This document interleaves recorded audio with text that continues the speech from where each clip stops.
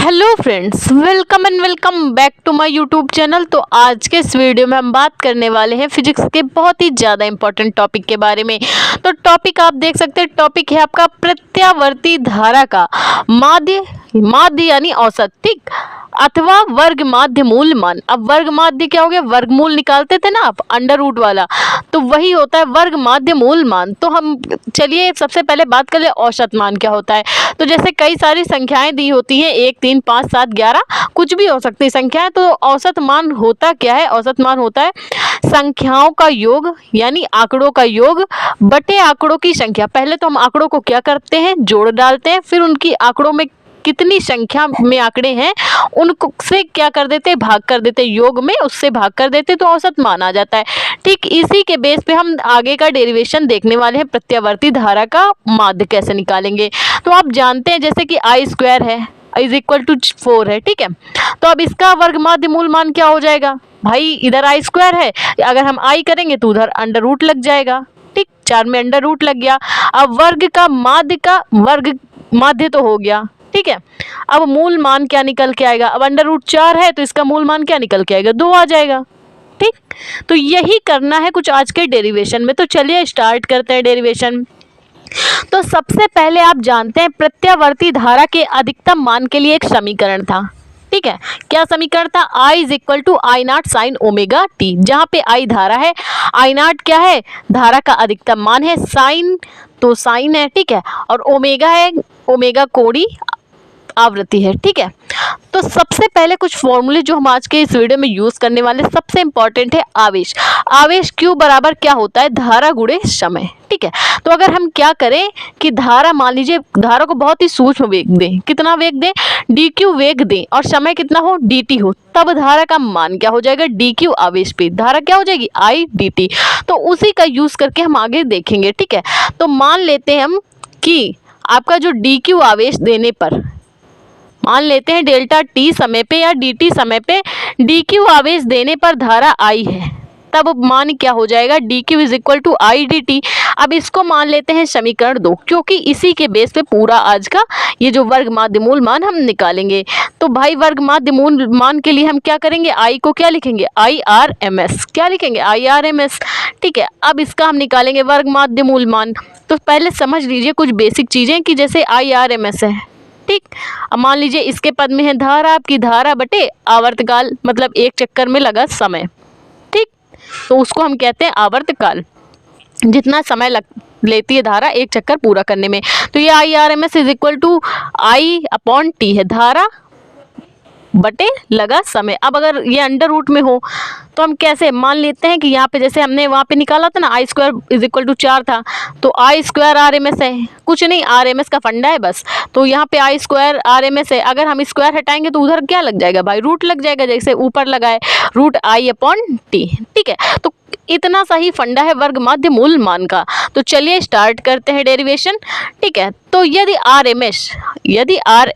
Are M S प्रत्यावर्ती धारा का वर्ग माध्य मूल मान हो, ये एक क्या है, आई आर एम एस प्रत्यावर्ती धारा का वर्ग माध्य मूल मान हो, तब क्या हो जाएगी, धारा कितना समय लेती है एक चक्कर पूर्ण करने में, प्रत्यावर्ती धारा एक चक्कर पूर्ण करने में कितना समय लेती है भाई, धारा और पहला आधा चक्कर ऊपर पूरा करती है, आधा चक्कर नीचे, भाई पूरा चक्कर करती है ना, दिशा और परिमाण समय के साथ बदलते रहते। तो I square R M S is equal to क्या हो गया, आई अपॉन टी। अब आई की वैल्यू तो हमें पता ही है, I is equal to I not sine omega T.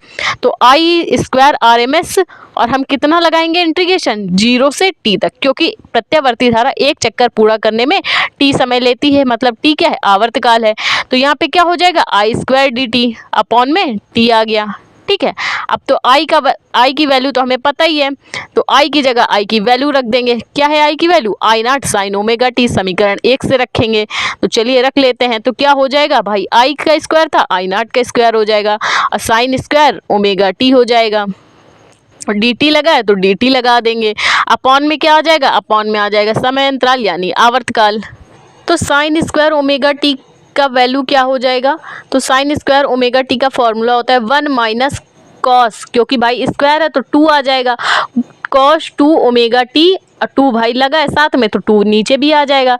ये फॉर्मूला हो जाएगा साइन स्क्वायर ओमेगा टी का, साइन स्क्वायर थीटा अगर हो तो साइन स्क्वायर थीटा को 1 माइनस कॉस 2 थीटा में हम चेंज कर सकते हैं, लेकिन यहाँ पे लगा है स्क्वायर तो वो बटे में भी आ जाएगा। ठीक है, तो यहाँ पे हमने क्या कर लिया है, साइन स्क्वायर ओमेगा टी की जगह इसका मान रख लिया है। ठीक, तो अब हम क्या करेंगे, देख सकते हैं आई नॉट स्क्वायर है 1 minus 2 cos omega t upon 2 D T upon में पूरे के अपॉन में टी है, तो क्या करेंगे आई स्क्वायर ओमेगा टी कांस्टेंट है, इसको बाहर कर लेंगे, लगाएंगे इंटीग्रेशन कहाँ से कहाँ तक, 0 से टी तक।